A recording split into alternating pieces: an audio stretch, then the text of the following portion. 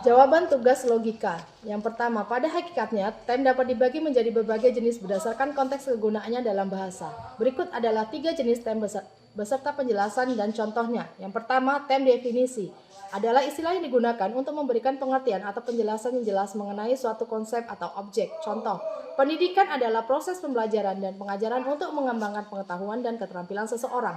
Kedua, tem konseptual adalah istilah yang merujuk pada ide atau konsep yang lebih abstrak atau kompleks. Istilah ini sering digunakan untuk menggambarkan fenomena yang lebih filosofis atau teoritis. Contohnya, demokrasi merujuk pada sistem pemerintahan di mana keputusan politik dibuat berdasarkan suara rakyat. Yang ketiga, tem teknikal adalah istilah yang digunakan dalam bidang ilmu pengetahuan atau profesi tertentu. Contoh, dalam bidang medis, kardiomegali merujuk pada pembesaran jantung yang terdeteksi melalui pemeriksaan ronsen. Ketiga jenis tem ini memiliki tujuan berbeda, tetapi semuanya penting untuk membantu menyampaikan informasi dengan cara yang lebih tepat dan jelas. Jawaban soal kedua, logically fallacy atau bentuk sesat pikir adalah kesalahan dalam berpikir yang menyebabkan argumen menjadi tidak valid, tidak logis, dan tidak meyakinkan meskipun tampaknya memiliki dasar yang rasional. Berikut adalah jenis sesat pikir yang sering muncul.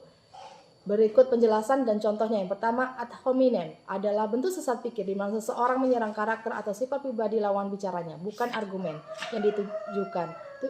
Contohnya, saya rasa kita perlu meningkatkan dana pendidikan untuk anak-anak di daerah terpencil. Kamu cuma ngomong begitu karena kamu bukan orang tua, jadi tidak tahu apa-apa tentang pendidikan. Cara menghindari, fokuslah pada argumen dan bukan orang yang mengajukan argumen tersebut. Yang kedua, false dilema. Dalam bentuk sesat pikir ini, seseorang menganggap hanya ada 2 pilihan ekstrim dan mengabaikan kemungkinan lain yang lebih moderat atau lebih kompleks. Contoh, kamu mendukung kebijakan ini atau kamu tidak peduli dengan kesejahteraan orang banyak. Cara menghindarinya, perhatikan bahwa dalam banyak situasi ada lebih dari 2 kemungkinan. Ketiga, hasty generation.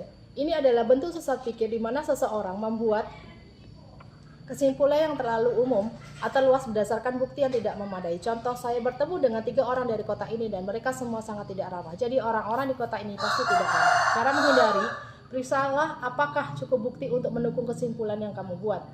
Untuk menghindari logical fallacy, kita perlu yang pertama berpikir positif, yang pertama berpikir kritis, yang kedua memahami berbagai jenis sesat pikir, 3 fokus pada argumen, dan keempat menggunakan bukti yang solid.